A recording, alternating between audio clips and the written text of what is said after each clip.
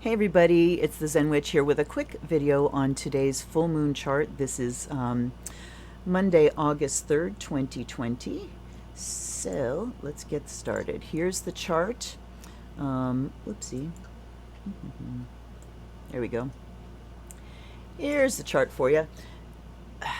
Stop that. Crying in a bucket. Okay, so here's the chart we're looking at. As you see, there's this WOD down here. So the Jupiter-Pluto-Saturn conjunction that we've been talking about for quite some time is definitely still in force all the way. Jupiter has backed up to 19 degrees. Saturn is at 27, so it is kind of widening as Jupiter pulls away, but it's still an intense amount of energy wadded up in Capricorn there, all retrograde. So we can be experiencing this as delay, as heaviness, as places where we are just called to be responsible and we're not quite getting the achievement from it yet. Our moon is in Aquarius, opposing the sun at 11 degrees. That's what makes it a full moon. And we have a T-square here as well. So we have the sun-moon opposition. Pardon me. And moon in Aquarius, it's a fixed sign, so emotionally we tend to look to the future. It's about plans, goal setting, innovating, updating. With the moon in Aquarius, you might get a restless feeling or a feeling that something's got to change in my house. I have to update something, I have to redecorate something, I have to clear something out, clean something. That's the best use of Aquarius energy, is just in updating and clearing, getting blockages out of the way. And you know, this stellium in Capricorn here looks like just a big rock in the middle of the road. So look at how you can put this energy towards your home.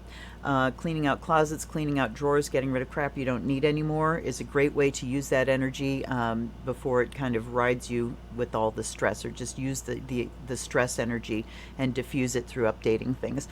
At the peak of this apex, we have Uranus, which rules Aquarius. So there's a very Uranian feel to this T-square.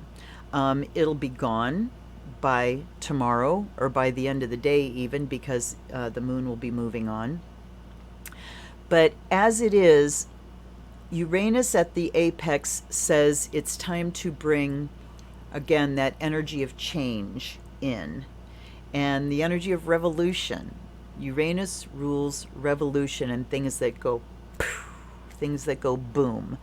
So squaring the sun, it talks about personal, just your personal expression that needs to be looked at and updated. Squaring the moon, emotional reactions to things and how that is getting sort of triggered. A fixed T-square looks to the future. A fixed T-square says that you gotta shake some things loose, that you dig in. You know, the tendency is to dig in, and what it calls for is to shake some things loose so that we can move forward. Let's see. The missing leg of this is in Scorpio, and I'm ignoring the house cusps because that is only significant to where I live. So we're just looking at aspects. Let's see what else we got going on here. We've got Sun trining Chiron. Good time to shine some light on the nature of your woundedness, what wounds you are carrying and kind of coddling, as opposed to healing. So it just makes it easy for us to go in and look at those things. And like I said, the sun says shine a light on. Because these are transiting planets, I'm not going to apply this as a natal thing. This is sort of the zeitgeist. And again, remember, if you really want to know how these things are affecting you, you need to plug it into your natal chart. See where that full moon is going off.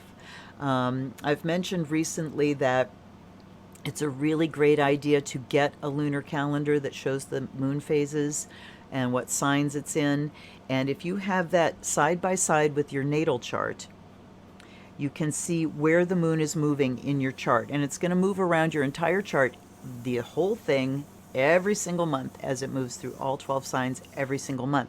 So if you look at this and start watching it for several months, you're going to see patterns of, oh, when the moon is in this house, I really get busy and clean.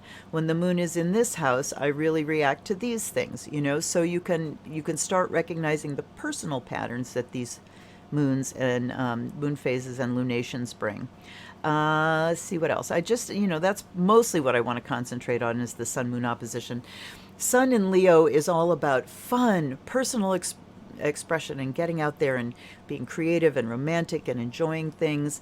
The moon opposed in Aquarius says no commitment, that I just want to have fun and I'm kind of here and gone. Um,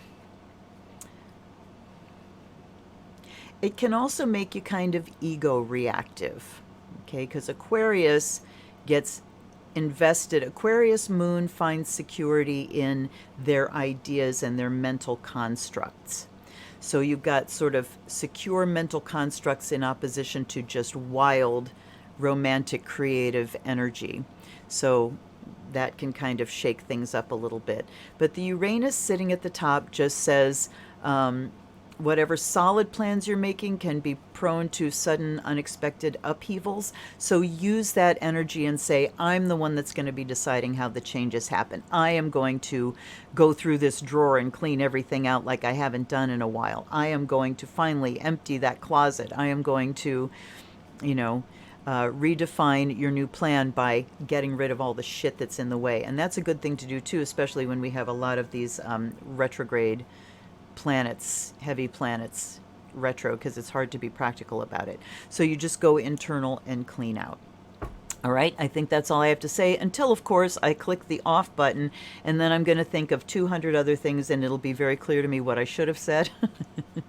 So that aside, I hope you got something out of that. Hold on. Oh, for crying out loud. I will see you on Wednesday for a live stream. This is the Zen Witch. Take care. Happy full moon. Blessed be.